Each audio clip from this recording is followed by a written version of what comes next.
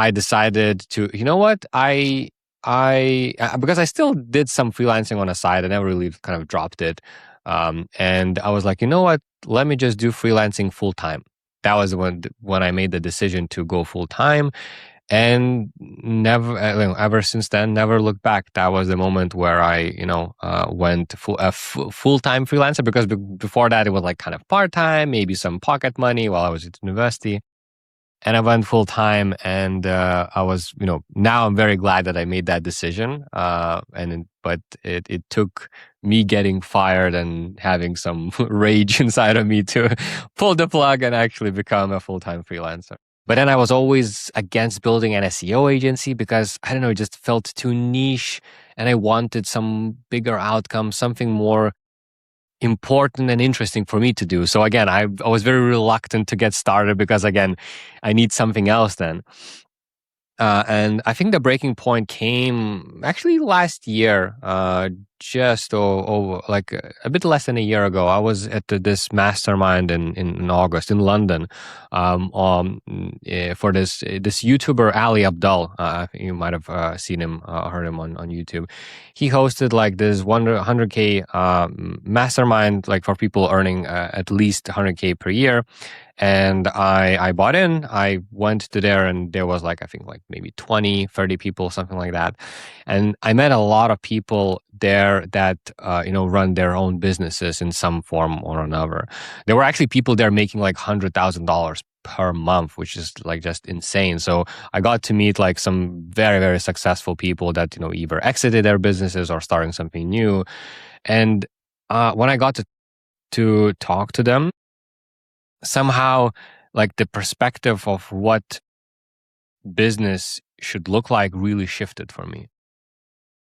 Hello and welcome back to Leading with Integrity. This week, we have a first-time founder with us who is currently going through the experience of scaling his business. So it's one of the key topics that this podcast is all about, is helping first-time leaders, hopefully like you in the audience, to develop and find your leadership voice. So it's going to be quite interesting, I think, to hear from the experiences of someone who is going through that right now. His name is Benas Leonavicius, and he is the founder of a company called Avium. It's a personal brand agency. It builds online visibility for keynote speakers, book authors, other founders. His clients include Hall of Fame speakers, Harvard psychologists, Columbia professors. So we'll be talking with Benas about his career experiences, from getting fired from a job to going full-time freelance, and then to more recently founding his own business. We'll discuss the defining moments of that journey, his leadership and other lessons learned, and some of the joys and learnings and pitfalls to avoid as he scales up that company. He's got some really useful insights from the perspective of a founder, of a first-time leader, growing a distributed team as well. So there's that remote work aspect too. We'll be talking about all of those things and more. And it's quite interesting, quite entertaining, I hope, and certainly quite an educational conversation. So I hope you enjoy it.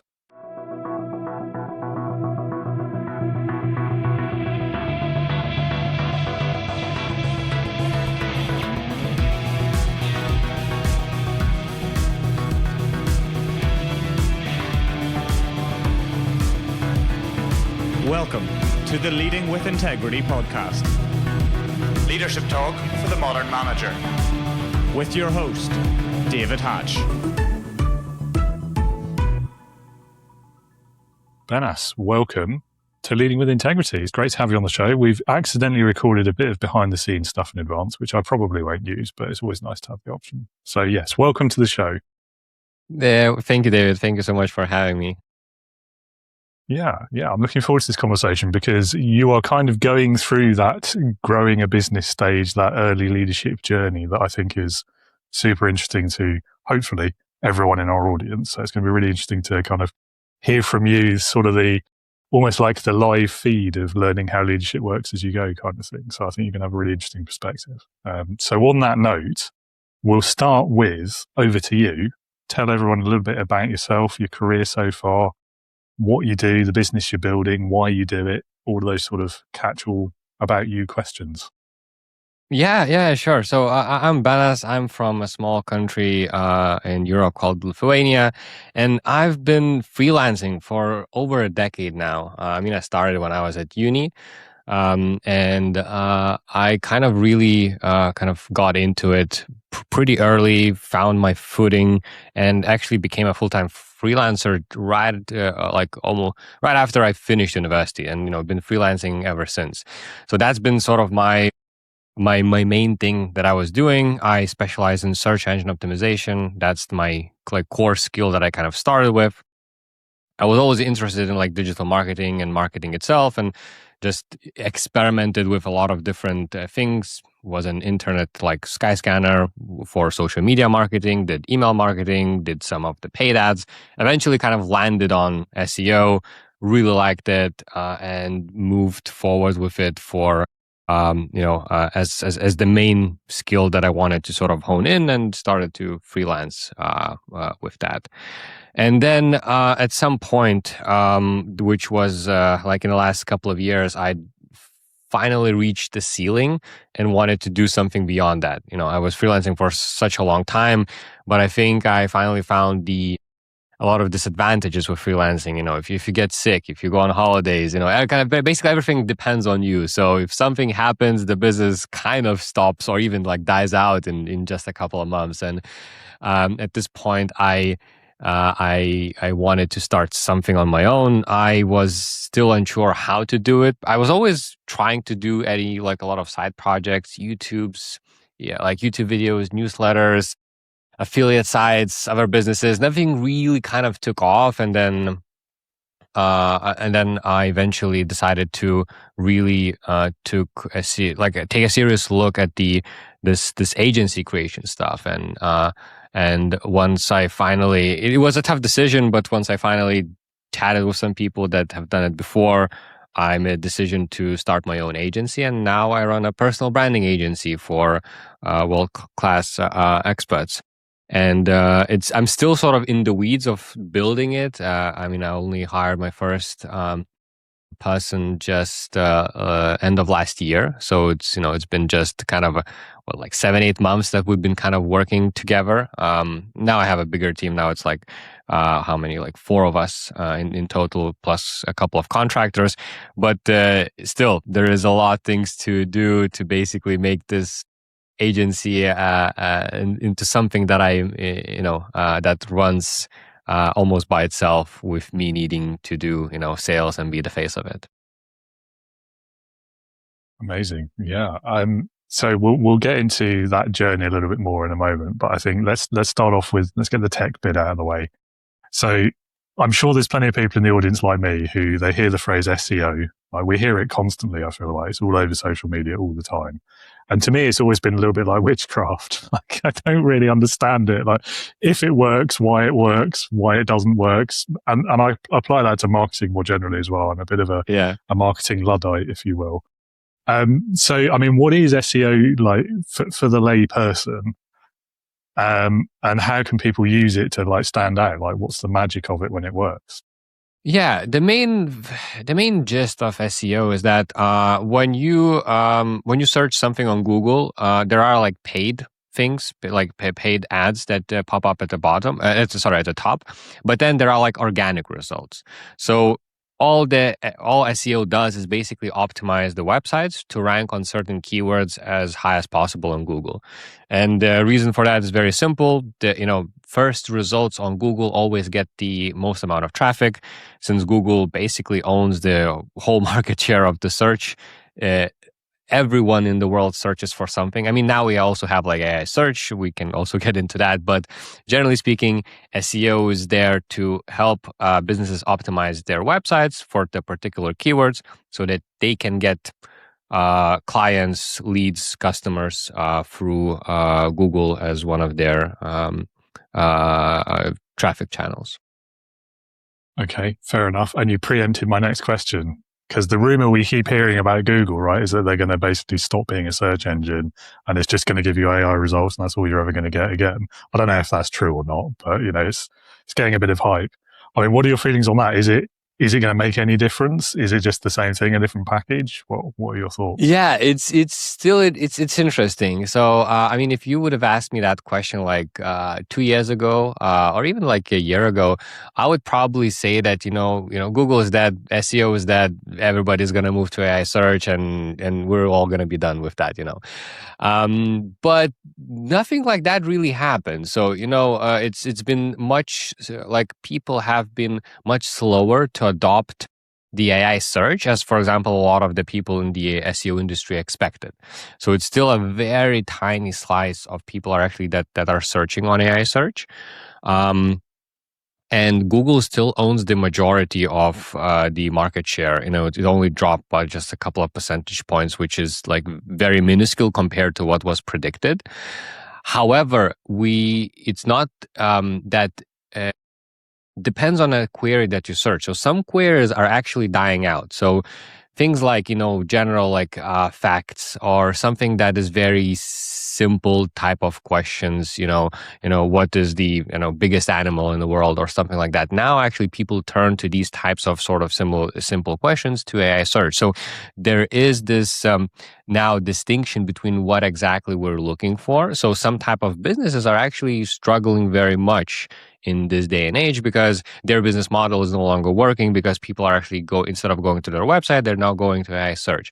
But on the other hand, people still are looking for reliable information, and people still don't trust AI fully. So, if you're looking for some kind of reviews on something, expensive that you're looking to buy, not every person right now trusts AI answers and is looking for YouTube videos, is looking for some websites, some reviewers, some journalists to actually, give them that information.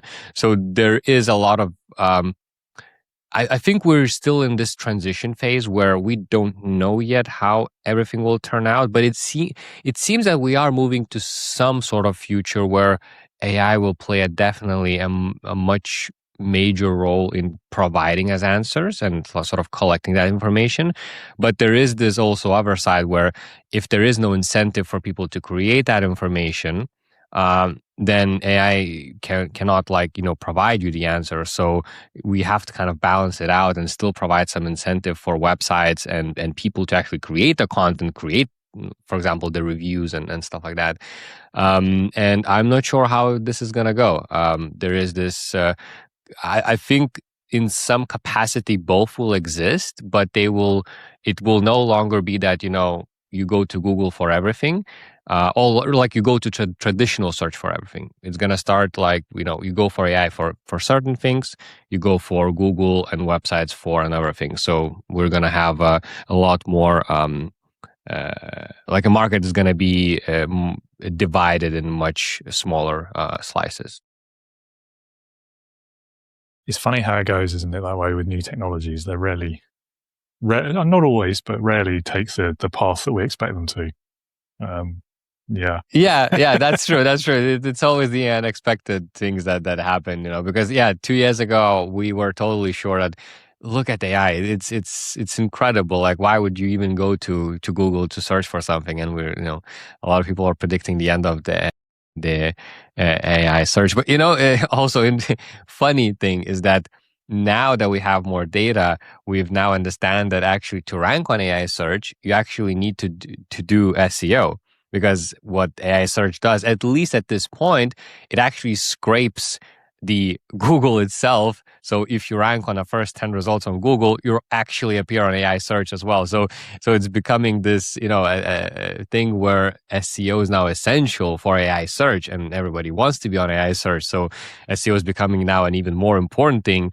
While 2 years ago, we were all thinking that's going to die out. So it's funny how things turn out. Yeah, I mean, I was going to ask that actually, like, is it not just the same thing? Like, it's looking for the same things, surely. It's because that's all AI does. It just ingests the words, right? It's an averaging machine. So I mean, there are distinctions, or there are distinct methods and strategies how to optimize specifically for AI search. So it's not like it's one-to-one, but there is a very big correlation between how well you rank on traditional Google search and then how well you rank on AI search. Fair enough. All right. So tell us a little bit more then about what your agency is doing now. Because, I mean, SEO sounds like a small part of it. You're doing the whole personal brand piece. So What other kinds of work are you doing? Yeah, so I've expanded because I felt that SEO is still it's like a tool to reach something, and I was although I moved from providing just SEO services to actually ranking people for specific keywords, growing their organic traffic, providing them more of an outcome in terms of actually providing them customers or leads. I still thought that I've been very restricted. I restricted myself by only focusing on this very small thing where it's also very difficult to sell. Like not many people know SEO, don't know the benefits of SEO. So you only can sell SEO to people that have heard of it and know the benefits of it. So I definitely felt that kind of limitation. But the other thing is that I started working with keynote speakers I think 5 years ago was the first client that I've ever gotten was a keynote speaker, and I've actually provided him incredible results. I really enjoyed working with him. He really enjoyed working with me. Actually, we're still working together, so it's been a multi-year relationship at this point, and he referred me to other keynote speakers, and somehow the business really grew in that sort of direction. And I finally found the footing of, okay, these are the people that I love working with. These are the people love working with me because they get amazing results. And I decided that, I want to focus on this particular category of people. And this is when I started to think, okay, how else can I be useful to them? I do SEO. Yes, I rank their websites, but what else is there for me to do to provide value in some other ways? And this is how I landed on actually doing LinkedIn and podcasting for them.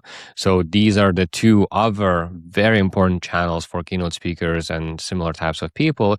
And it was just a very natural sort of transition. It wasn't natural. I eventually connected all of the dots that, the kind of everything made sense. And eventually that became, okay, so if I'm doing LinkedIn, if I'm doing podcasting for them, if I'm also doing SEO for them, but what is the outcome that I'm actually building towards? And I eventually landed at, it's building personal brands.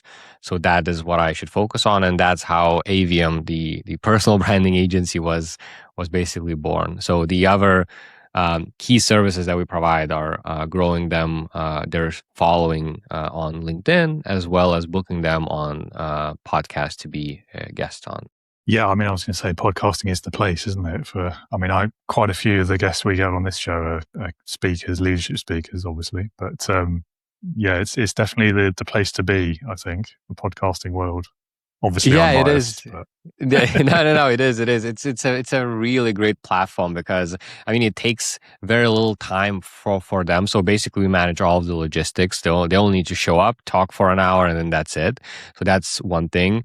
It gets them in front of the right audience. Usually, they have a lot of clips that we're now able to repurpose and share. We also can share we can use the transcripts of these podcasts to actually create content for their LinkedIn, for their website, for their blog. So the podcast itself is a very good engine that feeds a lot of the other stuff as well. So not only it has direct benefits where speakers can actually get in front of the right audiences to gather followers or people directly even sort of buying their books, but also it's the kind of the content engine behind the rest of the things that we do. Plus, if you're trying to sell yourself as a speaker, a podcast, you're speaking. So it's like exactly, yeah. You can see it in action, right? Yeah.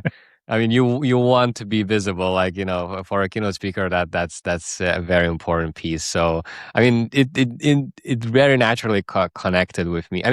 I started doing LinkedIn myself. It's very interesting because every service that I kind of offer started from me doing that first. So I started doing SEO for some of the clients, but then one of the big parts was I actually built and sold quite a few websites back in the day myself. And then with LinkedIn, I started doing that myself until I realized that there's a big potential. And then I started offering that to clients. With podcasting, is kind of the same thing. I knew there was a very big benefit of doing them. And then I eventually started doing that myself. And now I'm turning that into sort of the offer for the client. So, funny thing is that everything that I do for the clients, I actually do for myself. So I am building a personal brand for myself because I believe that it's going to be a very, very important thing in this AI world in the next 5 years. And, so it's not that I'm providing a service that I'm never using. I'm actually doing that myself and then offering that extension to the clients that are served. So if anybody sort of asks if I believe the things that I do, I always refer to them that, I'm doing look at my LinkedIn, look at the podcast that I'm on, look at my website. I'm doing the exact same things that I'm offering other people. Yeah, it's pretty good reference there, isn't it? And I think it mirrors the journey that a lot of freelancers go through, actually, is you get good at a thing and then you realize, well, I could sell other people this thing as well. And I don't have to do this job working for this company that I don't really enjoy. So I'm going to go and do this instead. Yeah, exactly. Yeah. I think all of the freelancers start this way when you learn some sort of a skill and then you see that there is a need for that type of thing outside of what you do for yourself. And then, you go ahead. So some people kind of pull the plug and actually start doing that for others. Which sort of leads us into another question, actually. So you mentioned that you started off with a corporate role. And I think I know Skyscanner as well. I'm sure I used them on occasion in a previous job myself. But anyway, so what was it about that corporate life that just didn't fit with you? And then what made you kind of make that leap? How did you get into the freelancing bit to start with? Was it a deliberate choice? Was it planned? Tell us a bit more. Yeah, sure. By the way, Skyscanner, now I think it's now bought by a Chinese company, I think Chinese travel agency. But it's actually originally a Scottish company. So I was at Edinburgh working there at their headquarter offices back in the day. But my journey, so my father is a businessman. And I always, he always taught me about business itself, like entrepreneurship and business. And although he didn't really teach me anything specific, he always just taught me the principles of, having a business. And I always admired that. I kind of always knew that I would love to have some kind of a business on my own. And I was never sort of afraid of starting a business or doing anything. And I was always encouraged to read a lot of business books. So I was just basically exposed to business from a very young age. However, the plan was not to start freelancing, and start being my own and be, an independent from very early on. The initial plan was to, get good grades at high school, then go to university, and then eventually after university, start working at Google or Apple. That was my dream job at the time. And I was let me get there. And then maybe by the time I'm 30, I might start something. So that was the initial plan. But what happened is that I had a couple of internships, a couple of full-time jobs during the university time. So, and I slowly started realizing that it's not really for me. Since I was doing side projects, side hustles, basically since the first year of university, I always thought that whatever I'm doing is way more efficient, way more faster, way more fun. And just working at the corporate job never really felt like I was in the right place. I slowly, as I went through different jobs, I kind of felt that it's so sluggish, it's so slow.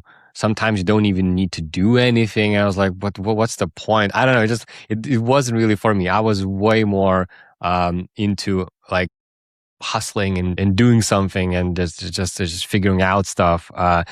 And then eventually after I finished university, I did get a job at the marketing agency at the time as an SEO manager. But what happened is that, first of all, I have no idea how I got that job. I think I oversold myself, but then also the people that hired me, they also lacked some skills in choosing the right person, because what happened is that I'm straight out of university. I have no managerial experience whatsoever. Like I'm 23 or something like that at that time. And I was being hired I know SEO, that's true, but I was being hired as an SEO manager. Basically, it's the CEO of the marketing agency. Then there is this chief marketing officer for that agency. And then there's basically, at that time, there was like 4 of us SEO managers. So we're basically like, towards the top of the marketing agency. And I'm probably one of the youngest there. And I'm supposed to kind of manage the rest of the 20 people team that we have there. And obviously, it was a very wrong sort of mix of my skills and what they're expected of me. So what happened is just after 2 months, so I didn't even pass the probation period. I was actually fired from that marketing agency. And at the time, it was very, very shocking to me because I thought I was doing everything that I can to make this thing, to make this, workflows and everything do much better. I knew that how to work with clients. I was interacting with people. I was trying to understand what they need. I was trying to ask a lot more from the team to do a lot of things. But I think what everybody saw, especially the teammates, is that I was just creating chaos and creating more work like unnecessarily. Like, who is this young dude coming in and now saying like, oh, we need to do that, double the amount of backlinks, or do like, I was just looking from the client's perspective. Hey, we need to provide the best possible result. Let us try and do something. So I was trying to be very proactive and actually taking charge and basically showing them that, hey, I am valuable here. And I was looking because I was hired alongside 2 other girls, which were much more actually experienced than me. But I saw them just, answering a couple of emails, maybe having some calls with the client, maybe passing some information along. And I was looking at them, I was like, why you're not doing more? Like, what is it like just sitting around and passing a couple of emails by what clients said to, like, it seemed so weird to me. And because on the contrary, I was doing so much, but apparently they did the right things and I didn't. What was expected of them. Just be a manager, just talk to clients, pass some emails around, provide some tasks, what to do, provide some reports. That's it. And they actually they stayed at that company, and I was fired just after 2 months. And at the time, it came as a shock to me because I thought I was doing my best basically there, and I was very angry. Like not the agency itself, but the whole like 9 to 5 like corporate jobs. I was like I'm putting my ass out there. I'm doing everything that I can, and nobody really appreciates anything that I do. And I was like, why do I even bother? And at that time, I decided to, because I still did some freelancing on the side. I never really kind of dropped it. And I was like, you know what? Let me just do freelancing full time. That was when I made the decision to go full time, and never, ever since then, never looked back. That was the moment where I, went full time freelancer, because before that it was like kind of part time, maybe some pocket money while I was at university. And I went full time, and I was, now I'm very glad that I made that decision. But it took me getting fired and having some rage inside of me to pull the plug and actually become a full time freelancer. That catalyst, that pivot point, moment of change. I think that again, that's a familiar part of the story. I think for a lot of freelancers, a lot of small business owners. Interesting though that you actually did go through that sort of kind of corporate experience. I think that, there's loads in there we could unpick. I think what, to me, so I've spent very differently to you. I've spent my whole career in a small business. Like I never really did the big corporate thing, which is interesting because my dad, the example of you talked about your father and what he taught you. For me, my dad spent, and I guess technically still is, like his whole career in a massive multinational. Like he's probably been in there like 50 plus years now. He's retired twice or something, and he just keeps going back. Like it's just, you can't stop. So I never really had that entrepreneurial bit from him, although I did learn things like work ethic and what it meant to, work as hard as you could and all that sort of thing. But I never really went and did that myself. I worked for small businesses. Some of them were a little bit corporate. And I think that experience in itself was enough probably to turn me down the same path as you eventually. But what I loved about the smaller businesses, and you hit this point yourself as well, is you can see the impact you're having. Yeah. So when you get lost in those big companies, when I was working like temp jobs and things at uni, I did do a little bit, like a few months here and there for bigger companies. So I got enough of a taste to know it wasn't for me. But you're just a number. Like nothing that you do, you don't see the impact it's having really on the business. Maybe on an individual customer if you're lucky, but not always. Exactly. Yeah, I know. I totally agree on this. And I heard and I believe this, that working for smaller businesses is much more valuable for you as a person, especially as a young person, because you see a lot more stuff, you see that impact, but you also probably need to do a lot more different things rather than being a very small cog in a very big machine. So that also kind of teaches you to just be flexible and understand certain things a lot 100%. more. Yeah, and the classic of small business, everyone ends up wearing many hats, don't they, as you say, which is great, especially when you're earlier in your career and you maybe, like I was, not really sure what I wanted my career to look like eventually. I didn't have that end goal. It's good. You get to experiment at different things and learn what you like and what you're good at, and then you can specialize on that in the future. Yeah, I'm very glad that that's very just lucky on my part, but I'm very glad that I chose SEO as the thing to specialize in, because if I now think about how search engine optimization works, it's like you need to know a lot more about marketing and businesses in general to be good at SEO. Like if we take a comparison, like doing like Google ads or Facebook ads, if you're good at advertising, that's a very specific skill that doesn't really require you to learn about all other aspects of that website or business. You can, of course, you would be a much better specialist, but to do a good job on Facebook ads, technically you don't need to do anything else. And if we compare that to SEO, like I had to learn how websites work, I had to learn some HTML and CSS coding, even basic stuff. I had to learn about various different forms, plugins, how websites are built. I had to learn how to, even just, at the beginning, even just host websites, work with different platforms. Then eventually, like, how does email marketing work? Because, usually you have contact forms and email newsletters. So there's just so much that you touch, and that is important to be good at SEO. And then we're not even talking about all of the external backlinks and all of that stuff. That SEO, I think it's sort of like a small business in itself, that skill, because you kind of need to put a lot of different hats to actually rank people. It's not like you go on a website and you just switch some settings and then that's it. No, there's a lot more involved. You need to work with content writers. You need to actually be able to talk to developers, to designers. So it's like I'm glad that I kind of went through this path, because it just taught me so much about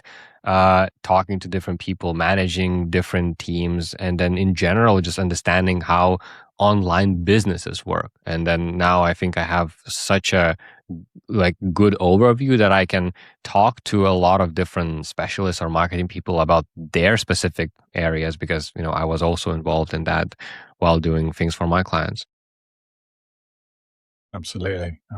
So the next step on your journey then, from freelancer to business owner, like what was the moment where your thinking changed and you would say that you're actually starting to think like a business owner rather than a business of one?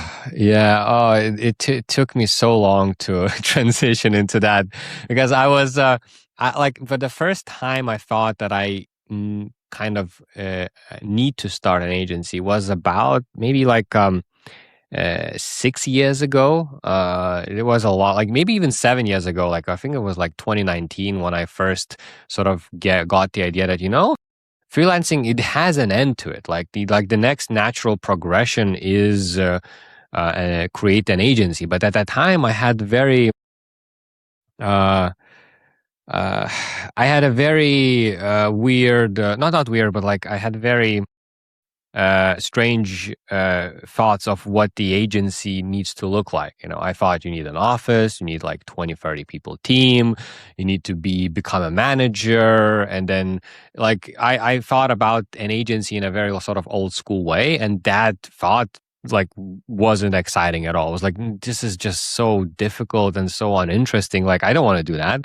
So I neglected that thought, and I was, trying to actually do just, I don't know, YouTube, other side hustles, other projects, creating websites, just trying anything else to kind of switch from freelancing to something else. Because I eventually knew that I need some kind of a business. Freelancing is just something that is good right now, but I don't think I can do that like, for the next like 20 years. Or at least I don't want to. And, but then I kind of met, eventually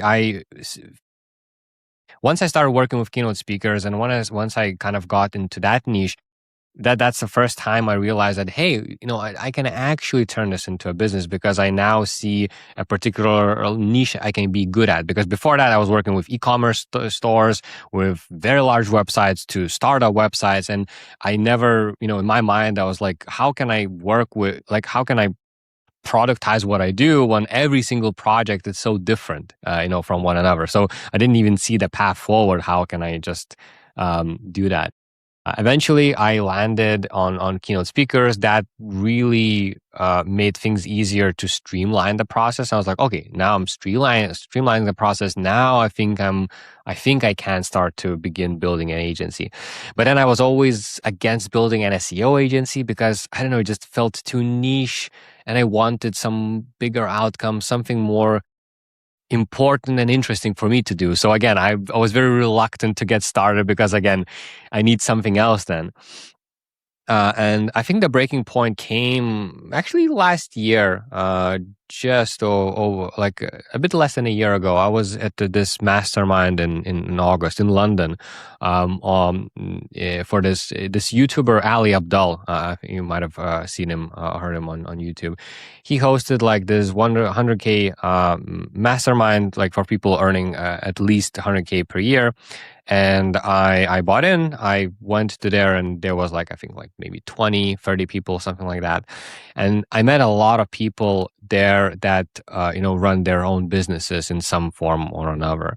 There were actually people there making like $100,000 per month, which is like just insane. So I got to meet like some very, very successful people that, either exited their businesses or starting something new. And when I got to talk to them, somehow like the perspective of what business should look like really shifted for me. Like I understood, wait, like I do things remotely. Wait, I can actually build the team and process the way I want to. I don't need like 50 people. I can just build like a 5, 6, 7, people team, and that should be enough to be able to scale out. So like my whole mindset about how business should be created and run really shifted. I also really like to talk because Ali's team was also there, quite a few people actually, and I was able to talk to them as well just to understand how he runs his team because he has I think like about like 12 people or 15 people like on his team. And just, although he doesn't run like an agency per se, he's still like let's say a small business owner running, things around. So I was very, very curious to also chat with his team just to get a glimpse of how things can be done. And I think like after that, just one day, I literally made a decision. Okay, I need to start my own agency. And then, in just a couple of weeks' time, I began looking for the first person, began just the actual process of creating that agency. I think there's some really important lessons in there, actually. I think this, in a lot of ways, I think it's one of the great outcomes, or the good outcomes, the positives of COVID and the pandemic, is it kind of shifted people's thinking about physical location versus remote versus hybrid. And now I know a lot of industries are kind of going backwards on that again. I understand the reasons for some of them at least. But I think back to like pre-COVID, starting a business in inverted commas meant exactly as you said, like getting the office, hiring a massive team. Like the bigger your team, the more successful you were, even if your business made no money and they had nothing to do. Like it was all a bit ridiculous, right? And I worked in one of those businesses. Like when you're spending, and you read about companies that still do it, you're spending like 5-6 figures a month just on your physical office, even though you're an online business, you've got digital products. Your team could be distributed, but again, because of the place you've picked to put your office, you are therefore can only hire people within traveling distance. And if you put it somewhere like, say, London for the status, that means your staff costs are going to be through the roof as well, because it's expensive hiring people in London because they've got to live in London, or at least a reasonable distance from it. And all of it like completely wasted cost. I'm on a rant now. I know. I'm sorry. I'll stop. No, don't worry. But don't worry. it's like the point I guess I'm trying to make is we let like the ego and the status part of it drive our decisions rather than what's actually best for the business and what actually makes sense for me as the business owner as well. Do I want to be doing this? Do I want to be commuting to an office just so I can do a social media video of my flash office? No, probably not. It doesn't gain me anything. It's not worth the money being spent on that. I'd much rather invest it somewhere else, like paying people a bit more perhaps, or investing it on marketing that'll actually work, or, you know, and I'm kind of fascinated by those weird sort of trade-offs and why people choose like what to me is objectively the worst option. No, I totally agree, and I think I'm very glad that that's what was one of the positive effects of COVID. That although I was working remotely way before COVID, so I was I was already sort of I was meeting a lot of digital nomads. I was myself planning to be a digital nomad, so I was definitely on an early wave. But I'm glad that COVID made it like very mainstream and worldwide, and now it's acceptable to have meetings over Zoom. It's acceptable to have these podcasts like now we're doing. I don't think a lot of people were doing podcasts like this, pre-COVID. So that was definitely sort of the better part of all of that, and now it allows you to have a lot more flexibility. It does, but it also like exponentially increases your talent pool as well. So if you've reached a point where you need to be hiring people, you're not limited to your local area or even your country anymore. Like you can find the best talent wherever it is, as long as you can afford it. Yeah, exactly. No, exactly. No, I'm really like, I really believe that there are a lot of good people out there, and I'm looking, for example, my team, like we're like all over the world actually. Like we have like one girl is in Romania, another guy he's in UK, and then I have another person in Argentina. So I'm just like looking everywhere for people that are actually good at what they do. It doesn't matter sort of their location, because we can work async, and that's not a problem at all. Absolutely. Now, the elephant in the room is this point about like team culture and the face-to-face and that we lose something by being digital. Now, I kind of don't buy that argument, but I also sort of understand where people are coming from. Like the social aspects of who you're working with, being in the same room, sometimes that can be impactful. But I don't know that it's necessary for work. Does that make sense? I don't know. Yeah, I think it does. I mean, I think it's like case by case basis. So I think there are like people that actually just prefer the more introverted way of working, and they don't need to be friends with colleagues or go to like these, some sort of parties or meetings, and they're just, happy to chat on Zoom, happy to do their work. This is so I believe there is like a lot of different people suited for a lot of different types of work.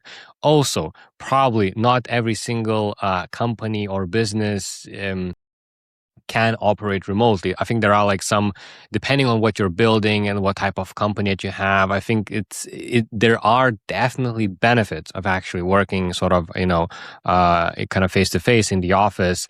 But I think if we are looking at small businesses, like up to 10 people, like 3 to 10 people, sort of agencies and stuff like that, which I believe we're going to get more and more of these types of very small businesses doing like quite big revenue numbers, but only like having like 8 to 9 people. I think there is like this slice of pie in this area where people would enjoy working. They don't need to meet. Although, if the business is doing well, why not actually do these that are now also getting popular, like these retreats where, you get a team in some place in the world, everybody flies in, you spend time like 1 month or 2 months there, and then you kind of, then go work remotely for the rest of the year. So I think there are also like these hybrid modes or hybrid things that you can do, which you still interact with people, but then, most of the time you still work remotely. Again, it depends on one person to another. Some people might prefer that, some others don't. So, but the good thing is that, when you're talking about people that can now work remotely from anywhere, means that you can find every type of person that is the most suitable for your company.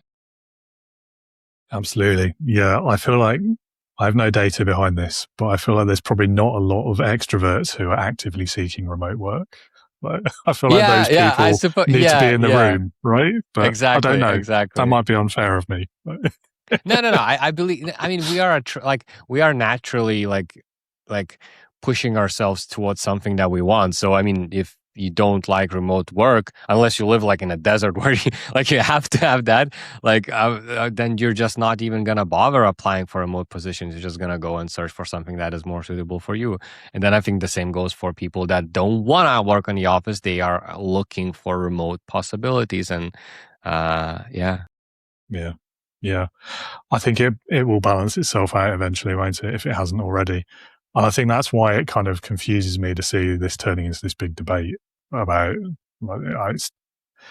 you hear a lot about it in the States, a little bit in the UK, particularly London as well, like all these big business owners, some pretty well-known names, like decrying remote work and saying it's the death of business and all this, and everyone's got to be back in the office where I can see them so I know they're working. And it's just so horrible and so pointless, because exactly as we just said, like people will filter. So what's the issue? I don't.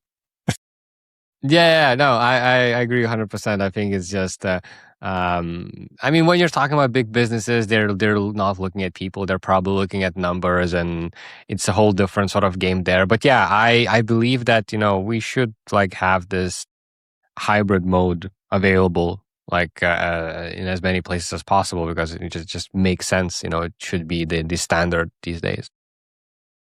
Yeah, I agree. I'm biased because I've been doing it for years now.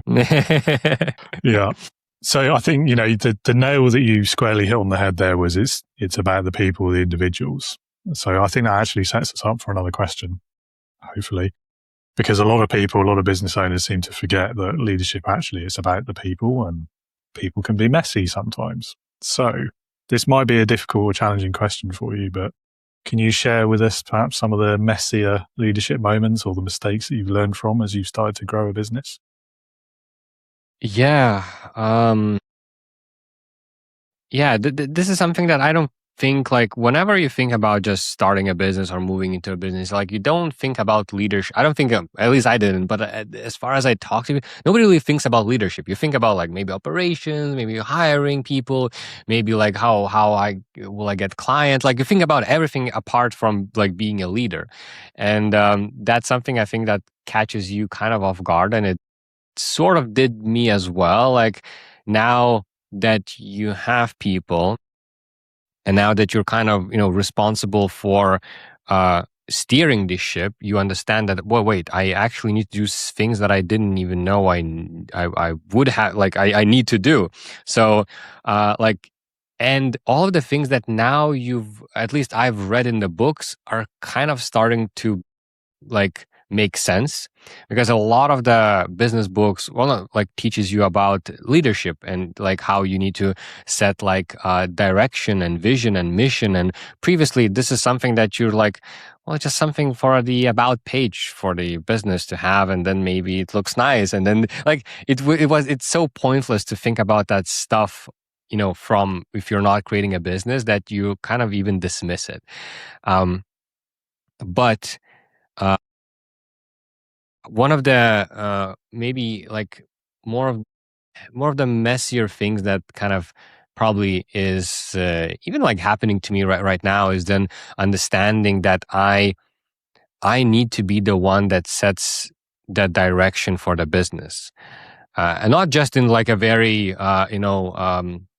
simple way. Like, oh, we need to hit some kind of a revenue goal. That's not really a direction. That's a KPI that we need to achieve. But for people to be motivated to work with you, you need to think about them, how they are working at your company, what vision they see, sort of what future they see here. So there is a lot of thought about how others are sort of reacting to what you do, and then how also I react to basically what they're doing, and how I'm creating sort of this this kind of big ship that steers into some kind of direction where everybody's on board with the same idea. And then that kind of creates pressure to perform, because like on the other hand, you might just say, you know what, what we're doing right now, let's just stay there. Like, you're earning something, I'm earning something, let's just stay where we are. But this is a very sort of at least this is my kind of assumption, but I think it's a very dangerous area to be in, because a lot of people will get bored, and if they don't see a future here in any way, shape, or form, they will leave.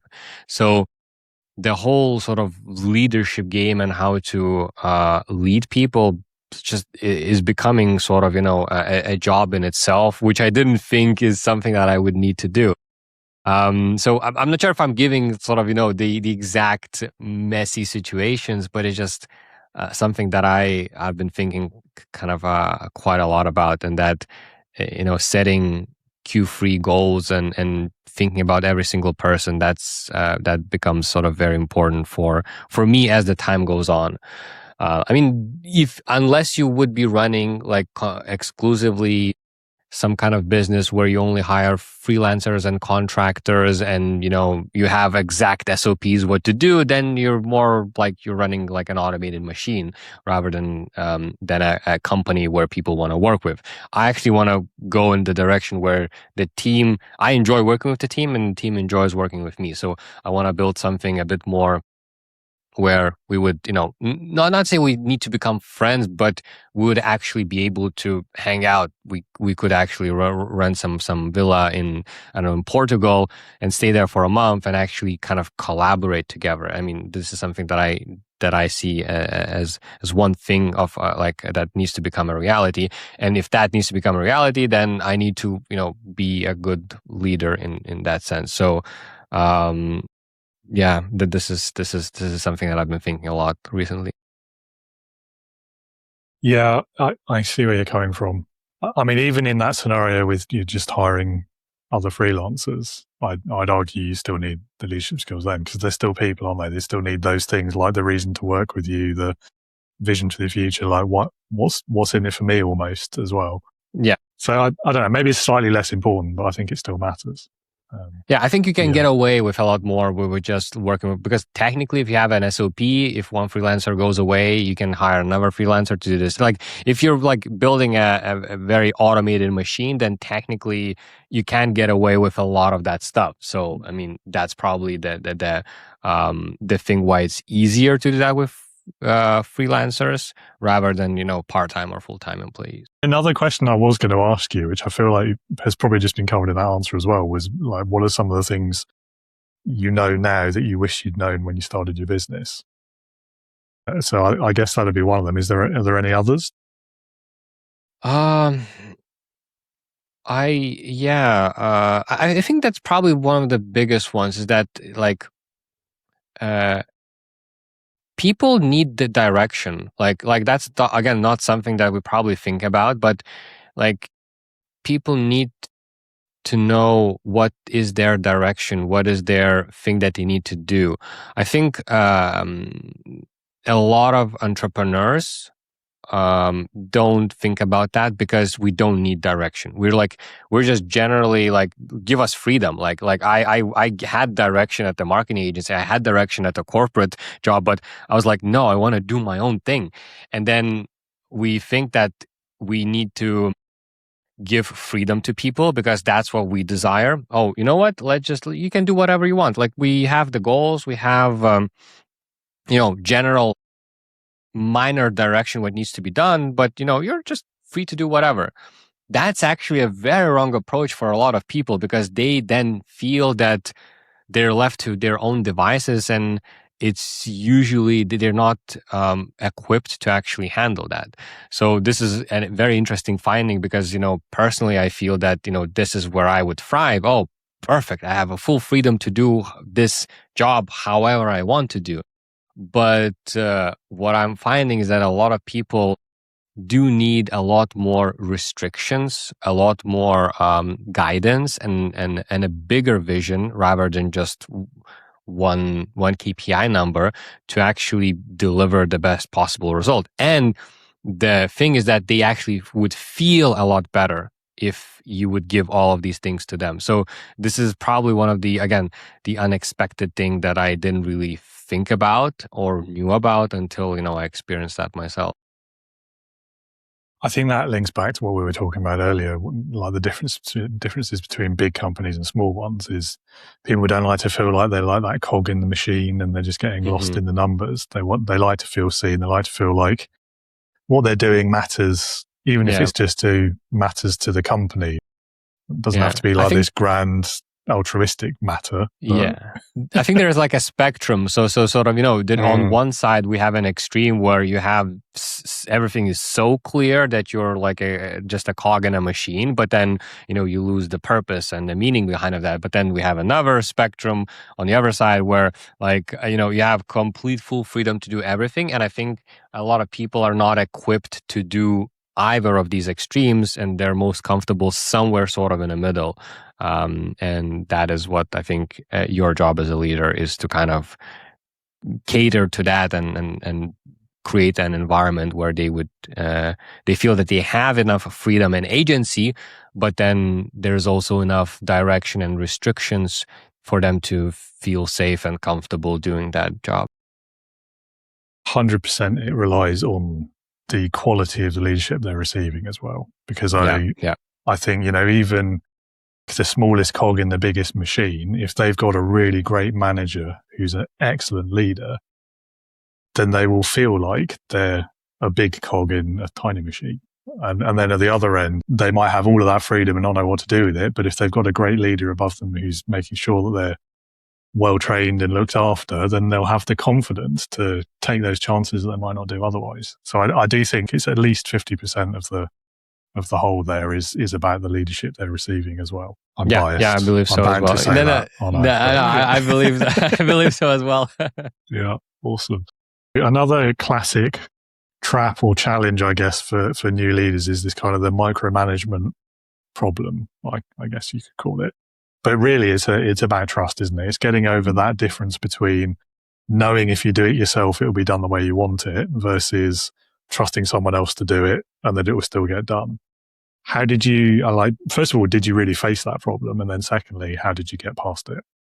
I do like things to be done in a certain way.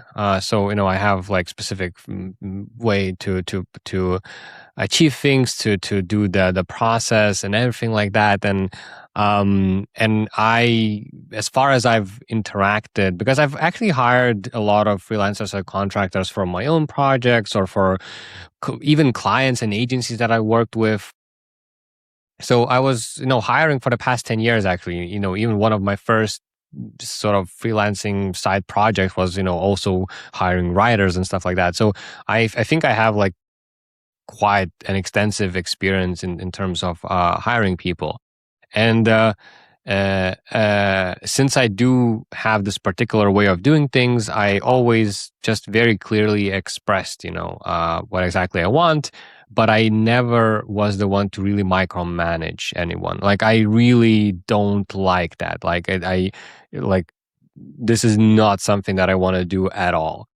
And how I kind of found the solution to this problem is I figured that basically you need to hire people that you trust and good people. So I put a lot of emphasis on hiring itself. Like, it has to be a difficult and long process. instead of just, winging it on Upwork and just looking at the first person who has the highest reviews and then going with that person. Like, I actually started putting a lot of emphasis on hiring and making it as kind of difficult as possible, as in-depth as possible, because I want to hire people that I don't need to micromanage because I trust them. And however, this only kind of all of this was realized when I was actually hiring for my current personal branding agency, because that's the first time I'm actually kind of hiring people that I wanna do more than just a simple task, such as like, video editors or content writers or graphic designers, which usually have, project-based, task-based stuff, which is very easy to check and do. This is more of like, I'm hiring somebody that I will trust that they will run the process for me. So I think micromanaging is not an issue for me. I think I kind of overcame that quite a long time ago. And now that I'm building a lot of trust with my team, I'm slowly just kind of letting go of stuff. So I think it's easy for me, but I think it's because I've been working with a lot of different people and experiencing that micromanaging thing for years now. So I think I'm at the point where now, as long as I know that I did my best in terms of hiring the right people, then it's for me, it's very easy to then let it go, because I already feel that this is the person that I want that person to be on my team. We then work for like 3-4 months. I get a sense of how they work, what's happening. And after that, it became quite easy to start letting go of the stuff. Trust is a funny thing, isn't it? I think, first of all, that's a very interesting answer. And I think it makes me think of that truism, I guess, that was doing the rounds on socials a few years back. Hire slow, fire fast, right? So you're kind of living the first part of that at least, and hopefully you've not had to do the second yet. But no, I hadn't. You had the to do the second one yet, and hopefully will not need to. But yeah, that's why I want to kind of view. And I always really was fascinated by like companies or even just smaller businesses like that they are hiring as easy as they are hiring. Like I was looking at some of the processes that people are using or some of the ways that even I was hired. I was like, is that it? Like, you haven't checked? Like, I was like, why? Like, hiring somebody is a huge cost for a business. Like, and then not only the cost in terms of the actual money that you spend, but also the cost that in terms of what culture that they bring, what types of things that they'll do, how they will interact with us. Like, I don't know, for me, it's just one of the most important things out there. And to see a lot of people like really neglecting or not really paying attention to it was always kind of fascinating for me. But, I was always on. Maybe I haven't reached, the stage of the business where that makes sense to do, but at least right now, building a small team, like it's super important to hire, to spend time looking for the best possible people. Yeah, I think, a certain amount of it will depend on the role, won't it? How much effort you're going to put into it depends on the complexity of the role. Of course, and what the salary is and all that sort of thing, for sure. But I do think, like a lot of the bigger companies, there's a certain arrogance in the way they do it, because their assumption is, well, we're so great, everyone wants to work for us, therefore we don't have to pay too much attention, because if this one doesn't work out, there's 100 others that can take their place really easily, so it doesn't matter so much. Yeah, probably. Which is, I don't know how true that is these days. I feel like the newer generations maybe have a lot less patience for that sort of thing than maybe we did when we were in their shoes. But either way, it's not the point that you made about the culture. That's I think is the crux of it. You're not building a very nice culture if you'll just hire anyone and fire them at a moment's notice, because nobody's going to be committed or loyal to that sort of organization. Why would they be? If their fate just turns on a dime, as the saying goes, then why are they going to work their best? Why are they going to care about your business? Mm-hmm. I do think there is a balance around how long your hiring process is, though.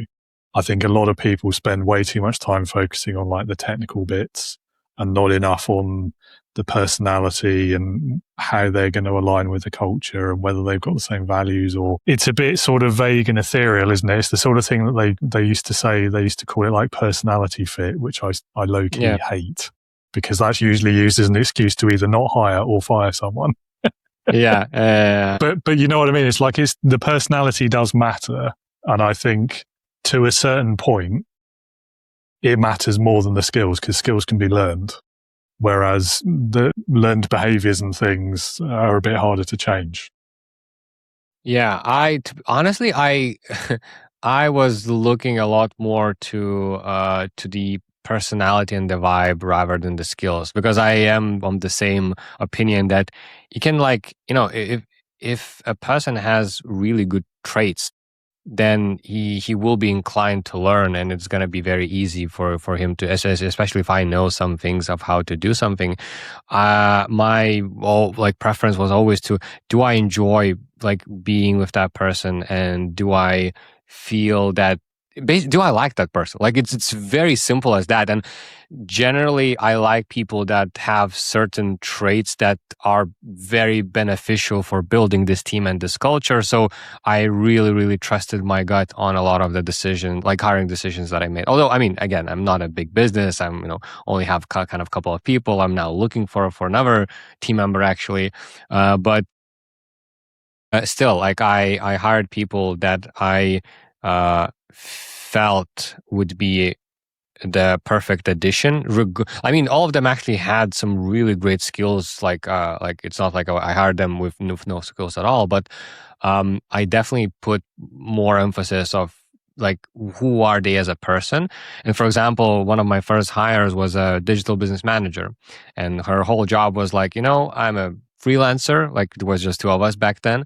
And I was like, your job is to extract everything that is in my head into some kind of a system. Like, there is no system. Like, we have nothing. And basically your job is to kind of start creating that by extracting everything that from me.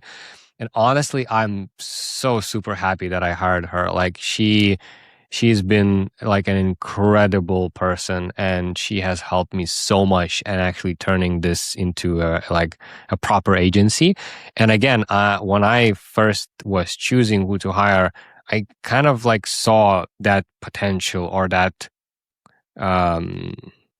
I don't know, that vibe in her, that she is the right person for this type of job, regardless of the actual like sort of skills that she had. So I think, yeah, again, it does depend on the role. If you're like a multinational company, then, if you're hiring some interns, of course, the hiring process is going to be totally different there. But generally, if we're talking about like an average, business out there, I think they would benefit a lot more from putting more emphasis on the hiring side of things. Absolutely. I think it goes both ways as well, doesn't it? Because if you're the sort of hiring manager, let's call it, let's make it a bit generic, but if you're the sort of hiring manager who's not really trying to get to know the person and what they like and how they work and a bit about their personality, that sort of thing, if you're not trying to learn, if you're not asking those sort of questions in the interview, from the other side of the table, there's some pretty big red flags there about the sort of leadership they can expect if they join your business. Yeah. So I think it goes both ways. Yeah.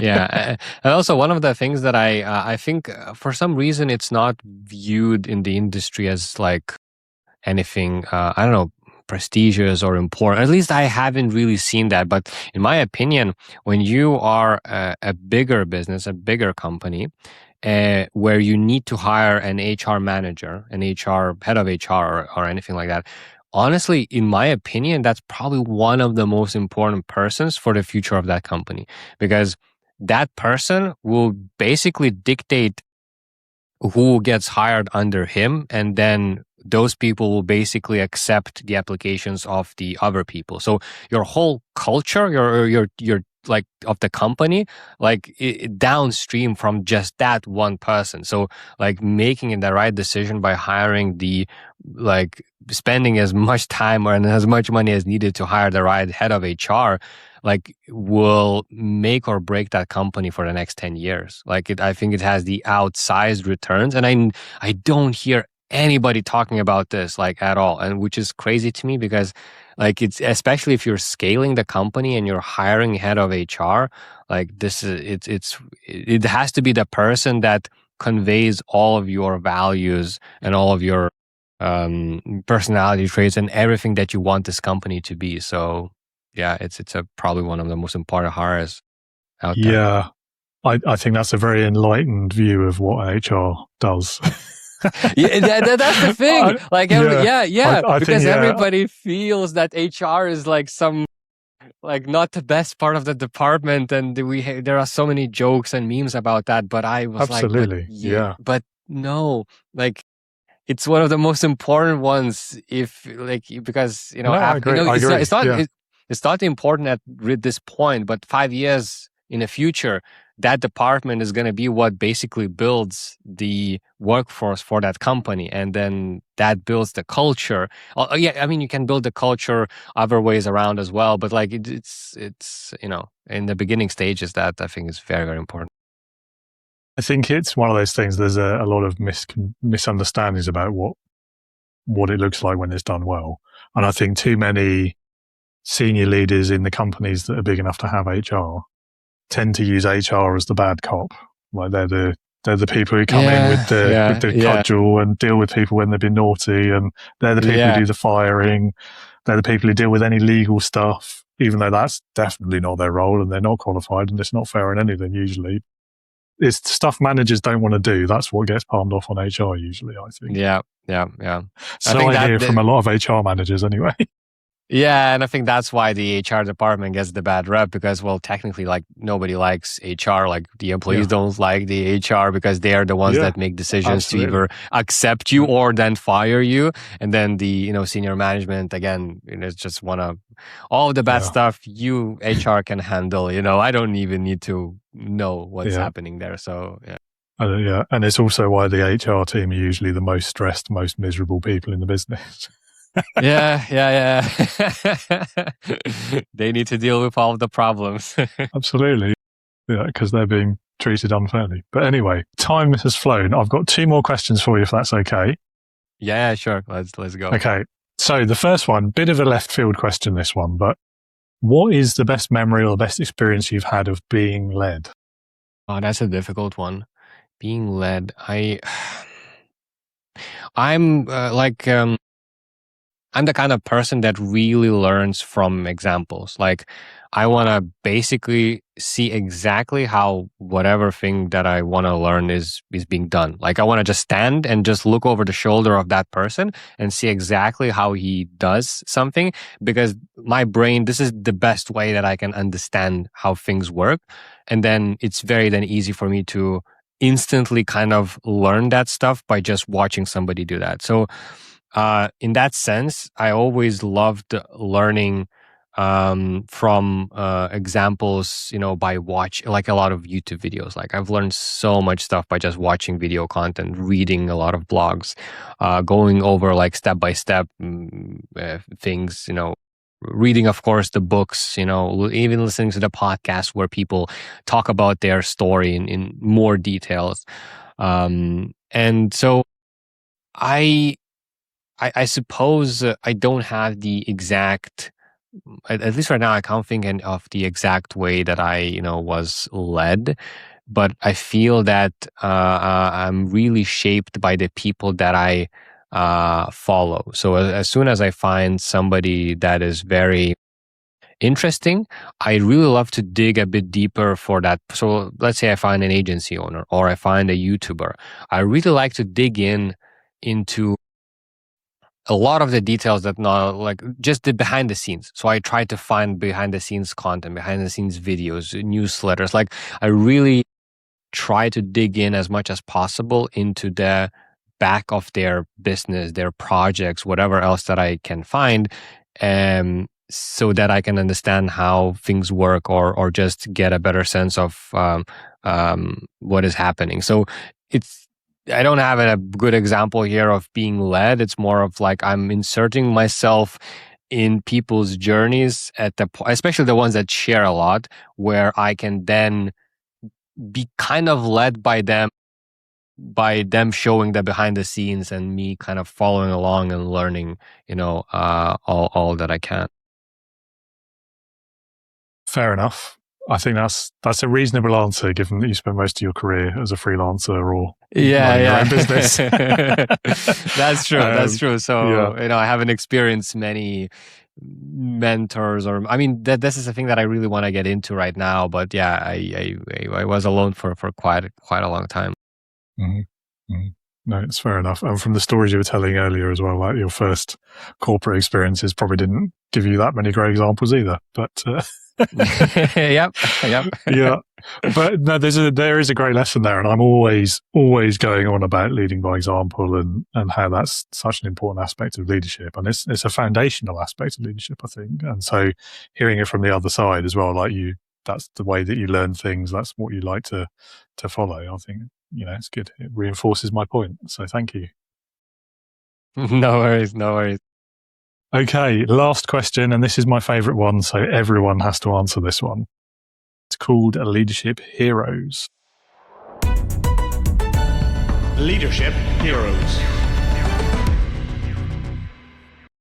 So if you had to pick one person, but it can be literally anyone you could think of, so they could be alive or dead, past or present, real or fictitious even, but someone who, in your opinion, would perfectly embody leadership. Who is that person going to be for you, and why? I think for me, I think the first person that pops into my head right now is Daniel Priestley. And I'm not sure that you even heard about him. He's like an Australian businessman that now is really popping off on a lot of like podcasts and sort of doing his YouTube channel as well. But again, I've dug deep into sort of him and sort of how many he has created, like dozens of businesses. He's always like, I think is that proper true businessman, not some kind of creator or some kind of hustler or freelancer. To me, he looks like a proper business person that has like literally no skills apart from kind of bringing the people together, setting the vision and mission, and basically making that machine work and building them around. And as far as I've read these books and also saw, he built a dozen of very successful businesses from a very young age. So he seems to have for me at this point, like I'm looking up to him to kind of see how he leads people, because it's not I think it's nowadays being a good leader is a very exceptional skill, and I personally haven't really seen a lot of good examples of good leaders. I mean, there are like good leaders out there, but if we're thinking about some people that are way outside of my sphere of even ever meeting or just like relating to those people, then it's very difficult for me to look at them as people. And Daniel Priestley, I think for some reason he's the one that really I think has some really great leadership skills that I want to learn from. Yeah, I am aware of him. I think you were the first person to choose him as well, so bonus points. In fact, wasn't he involved? There was a bit of software I used to use for like quiz marketing called Score App. I feel like he was involved in that. Yeah, that's his actually software. Yeah, I stopped using it. It got too expensive. But it was good. Like, you can't argue with the business leadership behind that. And yeah, I mean, no, I think he has some way of bringing people together, he basically has that I think that leadership skill is probably the most developed in him, and that's how he can actually create companies, and run them like that. So I'm trying to learn a lot about leadership from him as much as I can from very little information that is out there. Yeah, I mean, he's certainly a compelling speaker, which is quite a useful skill in leadership. Which I think is very important. So that's another thing. I think that's part of the reason. I mean, I haven't started doing podcasts because of that, but now I see that one of the benefits of doing the podcast is just making sure that I am able to speak freely and speak my mind and kind of collect my thoughts and have everything lined up perfectly. Because speaking is probably one of the more important skills in terms of leadership. At least that's what I'm kind of finding out, because how else do you interact with your team? Well, I mean, it can be written, but usually it's spoken in like some form or another. It's a Zoom video, it's a Loom video, and I think people, need to see you instead of just read about you. So speaking probably is very important. And and I do like the way he can express his thoughts and opinions, and I value that, and I try to probably emulate some of that. Fair enough. Awesome. Well, we're pretty much at the end. Thank you so much for being with us today. I've really enjoyed this conversation. It's been lovely to hear about your business journey and been very candid with us and some of the things that you learned and challenges you faced and everything. So one final thing I will ask you is, if anyone in the audience would like to learn more about you or your business, is there a website? Are there social links? Where can they go to learn more? So Avium.vip, that's the agency website. So if you want to find anything about that, testimonials, case studies, what we do, that's there. I'm actually very active on LinkedIn. So my name, my surname on LinkedIn, you'll find a lot of me posting behind the scenes there. But if you really want to dig into stuff, I actually have a YouTube channel. Again, my name, my surname, and where I basically document the behind the scenes of building this agency. So if you really want to get the full behind of the scenes of how things are working, this is where you can go.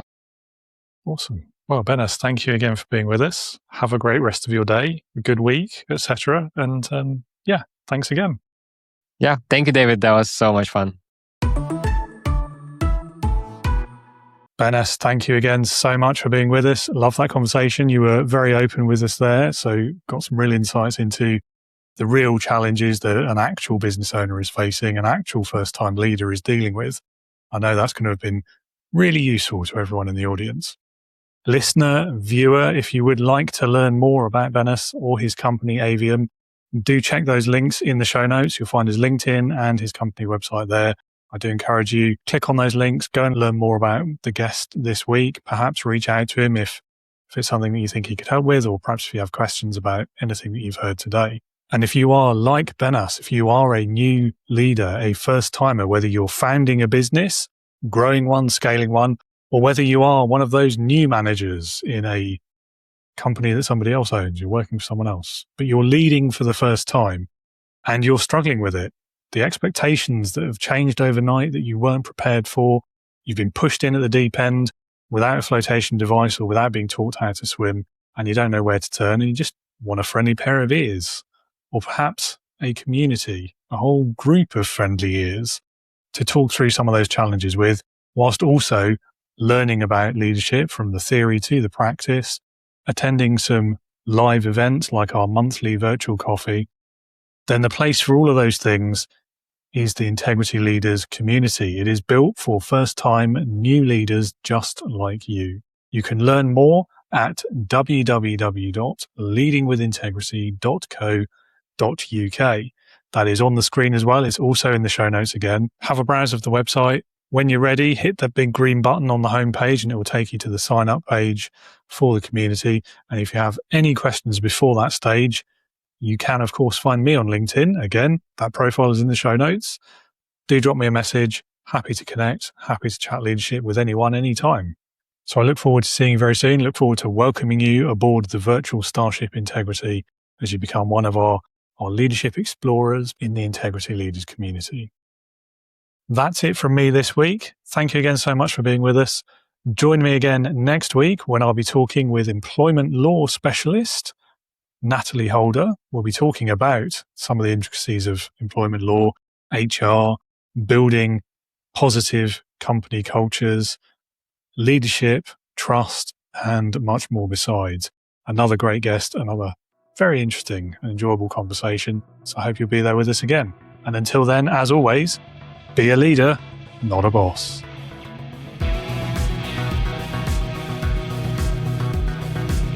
We're here to do a podcast, aren't we? I should stop talking rubbish. No worries. Yeah, we are.